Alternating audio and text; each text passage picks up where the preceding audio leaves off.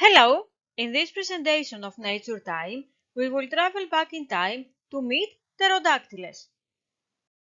Pterodactylus was a carnivore pterosaur that was probably fed on a variety of invertebrates and vertebrates. It is a relative genus to Ctenochasma, Germanodactylus, Aurora's Darcho, Gnathosaurus. Pterodactylus was a small pterosaur compared to other famous genuses such as Quetzalcoatlus, with an estimated adult wingspan of about 1.04 meters. And it also lived earlier at the late Jurassic period, early Tithonian stage, about 150.8 to 148.5 million years ago.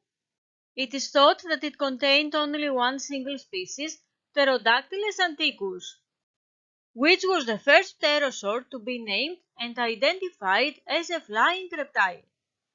Like all pterosaurs, Pterodactylus had wings formed by a skin and muscle membrane, stretching from its elongated fourth finger to its hind limbs. This characteristic gave Pterodactylus its name, which comes from the Greek words pteron, which means wing, and dactylos, which means finger.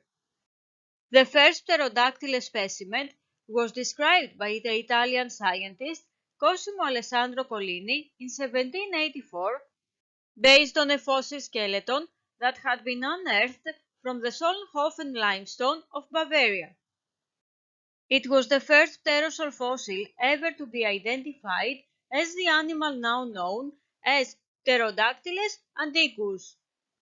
In his first description of the Mannheim specimen, Collini did not conclude that it was a flying animal. In fact, Collini could not understand what kind of an animal it might have been, rejecting affinities with the birds or the bats.